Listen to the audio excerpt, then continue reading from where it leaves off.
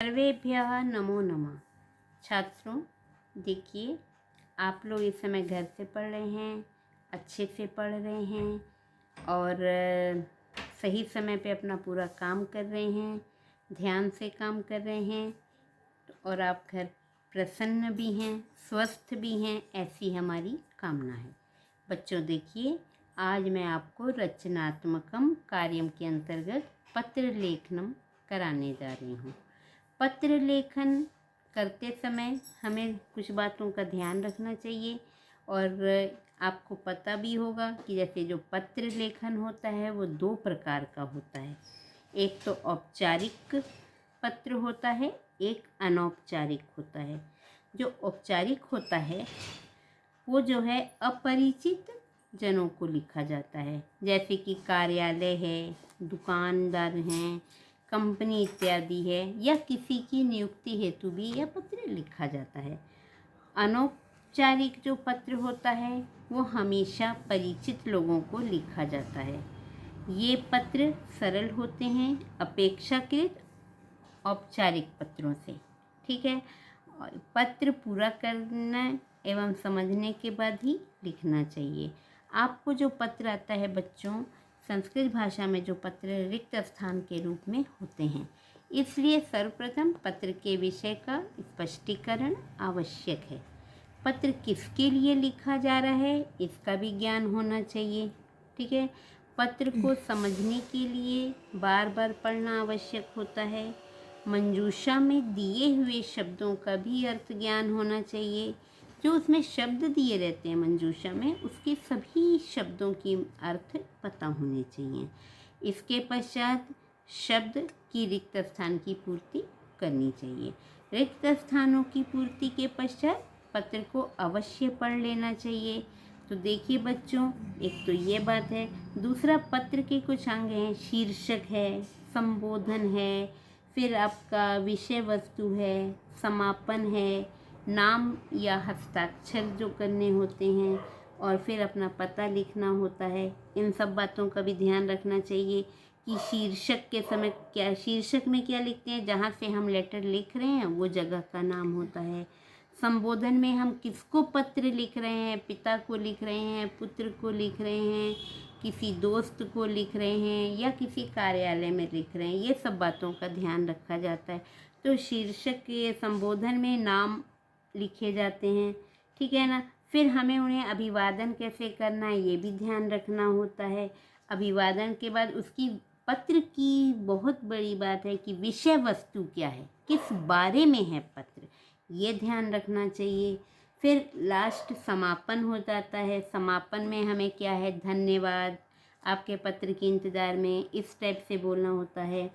फिर हम अपना लास्ट में नाम लिखते हैं, उनको ये बताते हुए कि अगर हम पुत्र लिख रहा है तो भवदीयः पुत्र, अगर दोस्त को लिख रहे हैं तो तुम्हारा मित्र, भवदीयः मित्रम, इस टाइप से। और उसके बाद हम अपना नाम लिखते हैं, नाम के बाद हम अपना पता भी लिखते हैं। बच्चों देखिए, पहले पत्र कभी कभी दाईं साइड में ऊपर होता था, अभी बाईं साइड में लोग लिखने लग गए हैं। और अपना जो जैसे हम लास्ट में लिखते हैं ना मित्र या कुछ, तो वो भी बाईं साइड आता है। और देखिए ये सब पूरा हो जाता है। जब पत्र पूरा होता है तो हमें एक बार पत्र को अच्छे से फिर से पढ़ लेना चाहिए कि हमारा सही है या नहीं। उसके बाद देखिए जो पत्र है, ये जैसे पत्र है, ये खाली है, ये पत्र है, और यहाँ पर मैंने लिखा है, यहाँ पे अपना एड्रेस, यहाँ पे चिटिकम मतलब टिकट लगाई जाती है, तो इस बात का ध्यान रखा जाता है। फिर देखिए बच्चों, अब मैं आपको पत्र कैसे लिखा जाता है वो बताती हूँ। पत्र लिखते समय सबसे पहले ये जो प्रश्न दिया रहता है इसको पहले अच्छे से पढ़ना चाहिए।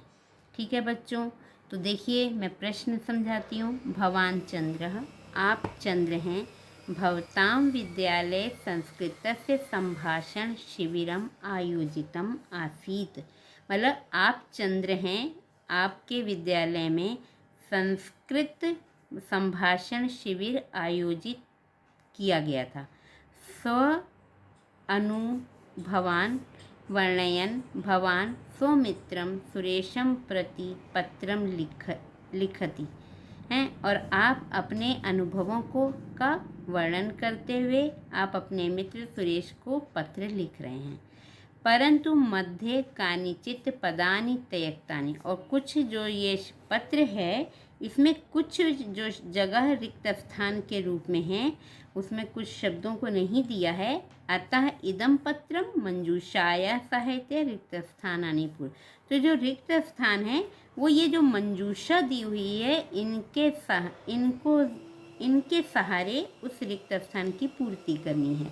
तो देखिए बच्चों, जो यहाँ रिक्त स्थान है ना, जगह थी, वो मैंने फिल कर दी हैं ग्रीन कलर से और लेटर को रेड रंग के पेन से लिखा है। तो अब मैं पहले मंजूषा में सबसे पहले अर्थ का ज्ञान होना है मंजूषा का। तो इंद्रपूरितः मतलब इंद्रपुरी से, हसित्वा हंसकर, चंद्र जो लेटर लिख रहा है, अभ्यासम अभ्यास, फिर प्रति, प्रति जो है द्वितीय उपपद शब्द है इसलिए ये द्वितीय, इसके साथ ये द्वितीय विभक्ति के साथ प्रयोग होगा।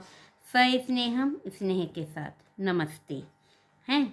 वयम मैंने हम सब, अभिनयम मैंने अभिनय करना, नाटक करना, मई मैंने मुझ में या मेरे में, मेरा। फिर संभाषण शिविरम, संभाषण शिविर जैसे आप सेमिनार बोलते हो, है ना, संस्कृत जो मतलब बोलने वाला सेमिनार है। तो यहाँ पर इंद्रपुरीतः मैंने यहाँ से मंजूषा से लिया इंद्रपुरी से, क्योंकि हम जहाँ से लेटर लिखते हैं ना इंद्रपुरीतः, यहाँ पे जो भी जगह का नाम होगा, अगर आप कहीं दिल्ली से लिख रहे हो तो दिल्ली था, देहरादून से लिख रहे हो तो देहरादून था, तो वो जगह का नाम लिखते हैं। बच्चों देखिए, पहले इधर भी लिखा जा सकता है और अभी कुछ इधर साइड में भी लिखा हुआ आता है बाई साइड में, ठीक है। तो दिनांक, जिस दिन आप लेटर लिख रहे हो, आज लिख रहे हो तो आज की डेट रहेगी। फिर आप जिस दिन परीक्षा हो रही है तो उस दिन लेटर लिख रहे हो तो उस दिन की यहाँ पे दिनांक डाली जाती है। फिर देखिए अब हम किसको पत्र लिख रहे हैं, प्रिय मित्र सुरेश। जो यहाँ पे चंद्र है वो अपने दोस्त सुरेश को लिख रहा है, तो ये बच्चों लिखा हुआ है। और कभी कभी जिनको हम लेटर लिखते हैं ना वो भी हमारे मंजूषा में रहता है, लेकिन अभी आपका सुरेश लिखा हुआ है। स्नेहम नमस्ते, स्नेहपूर्वक नमस्ते। अब देखिए दोस्त है इसलिए हमने उसे नमस्ते लिखा है, नमो नमः लिख सकते हैं, ठीक है। फिर अब आगे देखते हैं, अत्र सर्वगतम कुशलम, यहाँ सब कुछ कुशल पूर्वक है। मन्ने मानता हूँ, भवान अपि कुशली, आप भी कुशल होंगे। अस्माकं विद्यालय संस्कृत संभाषण शिविरम आयोजितम आसीत्, हमारे विद्यालय में संस्कृत संभाषण शिविर आयोजित किया गया था। 10 दिनानि वयं संस्कृतेन संभाषणस्य अभ्यासं कृतवन्तः, 10 दिनों तक हम सब ने संस्कृत के द्वारा या संस्कृत से संभाषण का अभ्यास किया, ठीक है। तो मतलब 10 दिन तक हम सब ने संस्कृत संभाषण का अभ्यास किया। एकस्यः लघु नाटिकायाः मंचनमपि वयम् अकुर्मः, एक लघु नाटिका का मंचन भी हम सब के द्वारा किया गया। अहम तु विदूषकस्य अभिनयं कृतवान्, मैंने तो विदूषक का अभिनय किया। सर्वे जना हसित्वा बारंबारम करतल ध्वनिम अकुर्वन्, सभी लोगों ने हंसकर बार बार करतल ध्वनि की, करतल ध्वनि मतलब तालियां बजाई। अहम तु इदानीं सर्वदा संस्कृतेन एव वदामि, मैं तो इस समय संस्कृत के द्वारा ही बात करता हूँ, मतलब संस्कृत में ही बोलता हूँ, ठीक है। आगे देखिए, मम शिक्षकः अपि मयि स्नेहम कुर्वन्ति, जो मेरे शिक्षक हैं वो भी मेरे से स्नेह करते हैं। तुम अपि प्रयत्नं कुरु, तुम भी प्रयत्न करो। नूनम का मतलब निश्चय ही, यशस्वी भविष्यसि, निश्चय ही जो तुम हो यशस्वी होगे। पितरों, अब यहाँ देखिए बच्चों पितरों दिया हुआ है। पितरों का मतलब होता है कि यहाँ पे माता च पिता च द्वंद्व समास है, एक शेष द्वंद्व। तो यहाँ पे माता पिता दोनों हैं, ये द्विवचन है, द्वितीय विभक्ति का द्विवचन। देखो प्रति लगा है तो यहाँ पे द्विवचन शब्द है। माता और पिता के प्रति मम प्रणामांजलि निवेद्य, तो अपने मम्मी पापा को मेरा प्रणाम निवेदन करना। भवताम अभिन्न हृदय, तुम्हारा बहुत अच्छा हृदय से भला चाहने वाला चंद्र। ठीक है बच्चों, तो देखिए ये पहला हो गया है प्रश्न पत्र लेखन। अब मैं आपको दूसरा बताती हूँ। तो बच्चों देखिए, अब जो हम पत्र लिखेंगे वो जो है एक सहेली के प्रति पत्र लिखा गया है। सखीम प्रति लिखितम पत्रम मंजूषा प्रदत्त शब्दै पूरित्वा लिखत। जो सहेली के लिए लिखे हुए पत्र को मंजूषा के द्वारा में दिए हुए शब्दों से पूरा करो, लिख करके लिखो। फिर देखिए मंजूषा जो दी है, मंजूषा में आपका निवेदनिया निवेदन किया, पर्यटक मतलब टूरिस्ट जिसे आप बोलते हैं, त्वाम मैंने तुमको, नमो नमः मैंने नमस्कार, है ना। अतीव का मतलब बहुत ज़्यादा, संपन्ना का मतलब संपन्न, प्रतीक्षा से मतलब प्रतीक्षा करता हूँ, प्रतीक्षा करता हूँ या करती हूँ, संभाव्यते संभावना है, शिमला नगरम शिमला नगर, आगामी मास से मतलब आने वाला महीने में। तो देखिए बच्चों, यहाँ शिमला नगरात लिखा है, शिमला नगर से लिखा हुआ है, आपको यहाँ पे नहीं लिखना है। फिर दिनांक आप जिस दिन लेटर लिख रहे हो वैसे ही लिखना है, ये मैं बता चुकी हूँ। फिर ये देखो यहाँ पर प्रिय लते, यहाँ पर भी नाम पहले जिसको हम लेटर लिख रहे हैं प्रिय लते वह मेंशन है। अगर मेंशन नहीं होता है, यहाँ पे नहीं लिखा होता और आपके यहाँ पे मंजूषा में दिया होता तो आप करते।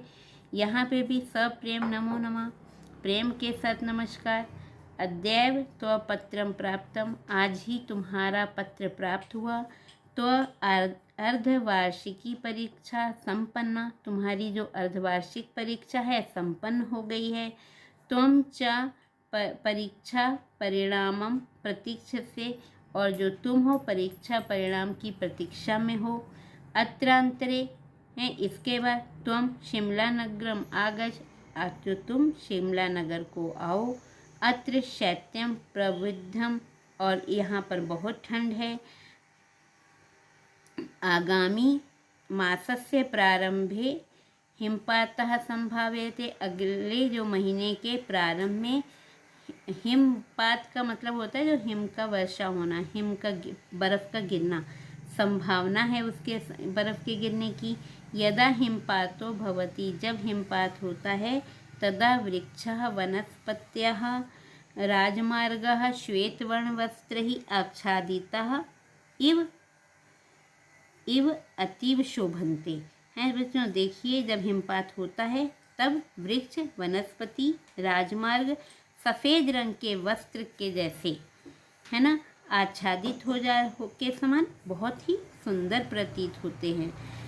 देश से विभिन्न भागे, देश के विभिन्न भाग के से पर्यटकः एतद् द्रष्टुम अत्र आगच्छन्ति, जो देश के विभिन्न से जो पर्यटक हैं, टूरिस्ट हैं, वो यह देखने के लिए यहाँ आते हैं। मम गृहे सर्वे त्वाम वीक्ष्य प्रसन्ना भवन्ति, मेरे घर में सभी तुमको देखकर, वीक्ष्य मतलब देखकर प्रसन्न होते हैं।